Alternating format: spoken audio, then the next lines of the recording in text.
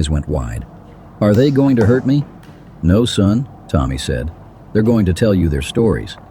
Big Mike parked his Harley and walked over. Sick little boy begged a biker to kill him. The biker found an 11-year-old boy hiding in a hospital parking garage at midnight, holding a bottle of his mother's sleeping pills. The boy looked up and said, "I'm 43 pounds. How many pills will it take?" Tommy the biker had seen death in Vietnam. He'd watched brothers die in motorcycle accidents. The boy was bald from chemo, skeleton thin, wearing Ninja Turtles pajamas and a hospital bracelet. He sat behind a concrete pillar on level 3, counting pills into his small hand. 23, 24, 25. Hey there, buddy, Tommy said gently. The boy jumped. Pills scattered everywhere. He scrambled to collect them while crying desperately. Please don't tell anyone, he begged. I'll give you anything. That's when the boy pulled out a Ziploc bag of Pokemon cards. These are worth $800, the boy said with shaking hands. My dad checked online. If I give them to you, will you make sure I don't wake up? Tommy's heart shattered into pieces. The boy continued, You look like someone who knows about death. In movies, bikers kill people. I need someone who won't let me mess this up. Tommy sat down on the cold concrete. What's your name, son? Ethan Marsh, the boy whispered. I'm Tommy. Why are you out here with those pills, Ethan? Ethan's face crumpled. I have leukemia, and it came back for the 3rd time. The words tumbled out like water from a broken dam. They want to do another bone marrow transplant, but the last one almost killed me worse than the cancer. Where's your mom? Tommy asked. Sleeping in my room because she hasn't left the hospital in 2 weeks. And your dad? Working his 3rd job tonight to pay for my treatment. That isn't working anyway. Tommy felt rage building in his chest. Not at the parents, but at life itself for torturing this child. The doctors told Mom when they thought I was asleep. Ethan continued, 20% chance this transplant works, but I'll suffer every single day until I die anyway. So you decided to take control?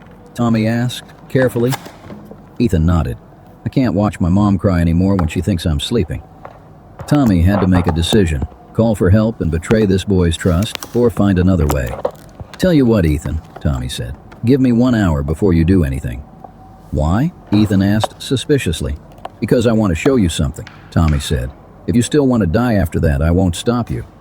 It was a dangerous gamble, but Tommy saw something in Ethan's eyes.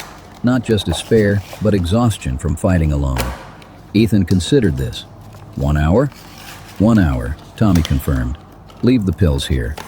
Ethan hesitated, then set down the bottle. Tommy sent a quick text to his motorcycle club. Emergency. St. Catherine's parking garage, level 3, bring everyone. What did you just do? Ethan asked nervously. Called my family, Tommy said simply. Within 10 minutes, the rumble of motorcycles filled the garage. 15 members of the Devil's Prophets rode in, leather vests and rough faces that would terrify most people. Ethan's eyes went wide. Are they going to hurt me? No, son, Tommy said. They're going to tell you their stories. Big Mike parked his Harley and walked over. 6'5", 300 pounds, covered in scars. Is this the warrior? Big Mike asked Tommy. Warrior? If you believe bikers are good people, if you believe in what we stand for, then you subscribe to this channel. You show us your support. Ethan said, confused. I'm dying. So was I, Big Mike said, sitting down beside him. Brain tumor, 8 years ago. Size of a golf ball. Doctors gave me 3 months. Ethan stared at this giant who looked indestructible. 32 surgeries, Big Mike continued. Couldn't walk for a year. Forgot my own name for 6 months. Wanted to die every single day. But you didn't, Ethan whispered. No, because my brothers wouldn't let me. Big Mike gestured at the other bikers. They carried me when I couldn't walk. Fed me when I couldn't hold a spoon. Reminded me who I was when I forgot. Another biker approached. Smaller, quieter, missing his left arm. Lost this in Iraq, he said, indicating his missing limb. Came home and tried to eat a bullet for breakfast. Ethan gasped. Tommy found me, the biker continued. Dragged me to the club, taught me to ride with one arm, gave me a reason to wake up. One by one, 15 bikers sat around Ethan telling their stories. Cancer, war, accidents, loss. Each had faced death and chosen life, but only because someone else chose it for them first. Why are you telling me this? Ethan asked, tears streaming down his face. Because you're trying to fight alone, Tommy said. Nobody wins alone. But you don't even know me, Ethan protested. We know you're 11 and carrying the weight of protecting your parents from your pain, Tommy said. We know you're brave enough to face death, but too tired to face life. We know you're one of us, Big Mike added. Ethan looked confused. I'm not a biker. Tommy pulled out a leather vest from his saddlebag. Child-sized. It had one patch. Prospect. You are now, Tommy said. If you want to be. But I'm dying, Ethan said weakly. Maybe, Tommy agreed. Maybe not. But either way, you don't have to do it alone anymore. What does being a prospect mean? Ethan asked. It means your family, Razor explained.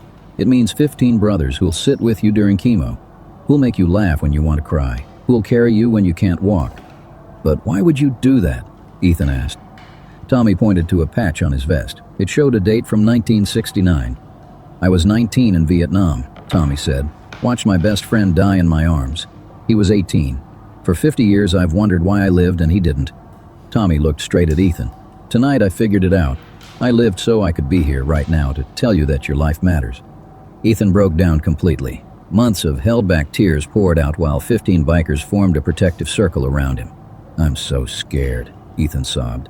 The transplant hurts so much. We'll be there, Big Mike promised. Every needle, every treatment, every bad day. You can't be there all the time, Ethan protested. Watch us, Razor said. That's when Ethan's mother appeared, running frantically. Ethan! Oh God, I woke up and you were gone. She saw the bikers and froze in terror. Mom, it's okay, Ethan said quickly. These are my friends. Tommy stood and approached her carefully. Ma'am, I'm Tommy. We found Ethan out here. He's safe. She saw the pills on the ground and understood everything immediately. Oh, baby, no. I'm sorry, Mom, Ethan cried. I just wanted the pain to stop. These men, she looked at the bikers. You helped him? We're going to keep helping him, Tommy said. If you'll let us. She nodded through her tears. Thank you. If you believe bikers are the good peoples, like and subscribe to this channel and show us your support. The next morning, 15 motorcycles were parked outside the hospital. The news spread quickly. The dying boy had been adopted by a motorcycle club. When Ethan went for his transplant, 2 bikers were always there. They took shifts, so he was never alone. They brought comic books, told jokes, and held his hand through the worst pain. When he lost his hair again, they all shaved their heads. When he cried, they cried with him. The nurses called them the gentlest gang in America. 3 months into treatment, Ethan got an infection. His fever hit 104. Doctors prepared his parents for the worst. 15 bikers filled the hospital chapel. Men who hadn't prayed in decades got on their knees for an 11-year-old boy. Tommy sat by Ethan's bed reading Pokemon card descriptions because Ethan loved hearing about their powers. Charizard, Tommy read, fire and flying type. Doesn't give up even when facing stronger opponents. Ethan's eyes fluttered open. That's like you guys, he whispered. The fever broke that night. 6 months later, something miraculous happened. The transplant worked. Ethan's cancer went into remission. The first thing he did when he could walk was go to the parking garage. Level 3, behind the concrete pillar. Tommy was with him. Why here, son? Because this is where I tried to die, Ethan said. And where you guys gave me a reason to live. Ethan pulled out the Pokemon cards he'd tried to trade for death. I want you to have these, Ethan told Tommy. I didn't earn them, Tommy protested. You earned them by saving me, Ethan insisted. But not the Charizard. I'm keeping that one. Why? Tommy asked. Because it reminds me of that night, Ethan said, when 15 dragons landed in a parking garage to guard a dying boy. It's been 2 years now. Ethan is 13, cancer-free, and rides on the back of Tommy's Harley to club meetings. His vest has more patches now. Cancer survivor, brother, protected. At every meeting, Tommy tells the story of the night he found a dying boy counting pills. How 15 bikers became an army of angels. How Pokemon cards became a symbol of choosing life. Ethan always adds the most important part. Death isn't the scariest thing, he says. The scariest thing is facing it alone. Then he looks at his brothers, these rough men who held him through hell, and says the words that matter most. But nobody in this family dies alone. The pills are long gone. The cancer is gone. But the brotherhood remains. Because sometimes salvation comes on motorcycles. Sometimes angels wear leather. And sometimes an 11-year-old boy with Pokemon cards teaches hardened bikers that the greatest courage isn't facing death. It's choosing life when death seems easier.